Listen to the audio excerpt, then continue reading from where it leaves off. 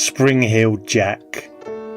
He started the channel during the killer clown craze, when people were jumping out at strangers in supermarket car parks and filming the screens for likes. Most of it was cheap masks and bad timing, but he wanted something with a bit more style. London had its own old scarecrow for that, Spring-heeled Jack, the Victorian rooftop nuisance who leapt over hedges, startled coachmen, clawed at cloaks and vanished across chimneys before anyone could shout. A terror in the papers, a prankster in the alleys, and never caught.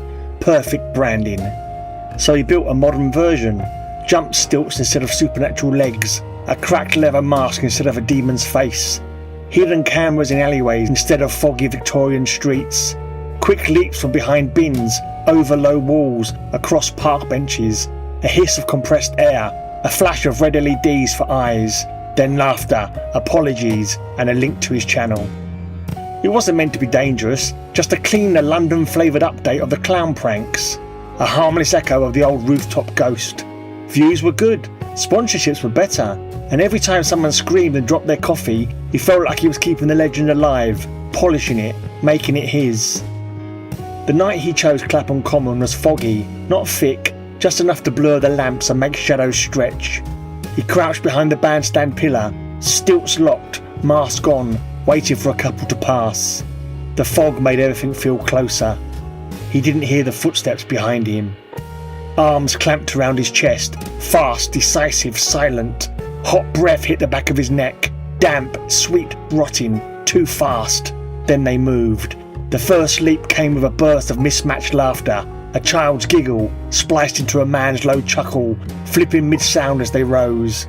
His stomach lurched, the stilts scraped air, the grip didn't loosen. They landed without noise and launched again, the laugh stuttering with emotion. A woman's breathy laugh on the ascent, a smoker's wheeze on the turn, a delighted snort as they cleared a rooftop. It wasn't timed to anything human, it changed pitch and tone with each shift of weight, as if the movement itself was shaking different voices loose. He tried to twist free, hot breath pressed against his ear, wet, panting, and the laugh broke into a frantic flutter as they dropped down the side of a building like it was a slope.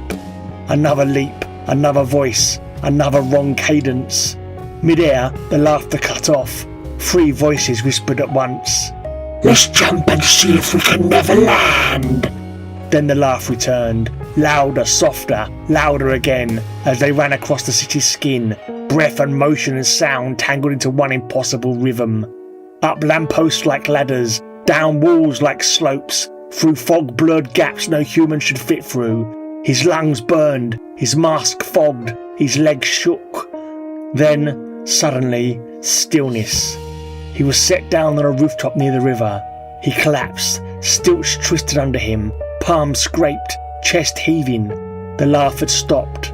The fog thinned around them, catching the glow of a distant street lamp. The figure crouched in front of him.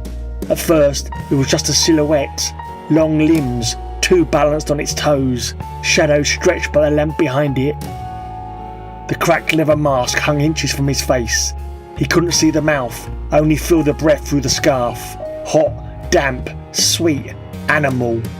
The head tilted in small bird-like increments, studying him. Only then, in the half-light, in the fog, in the stillness, did he recognise the shape. The mask, the stance, the impossible poise. Spring-heeled Jack. No judgment, no anger, just evaluation.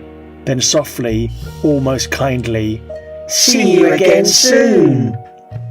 Then one impossible leap, and Jack vanished into the fog.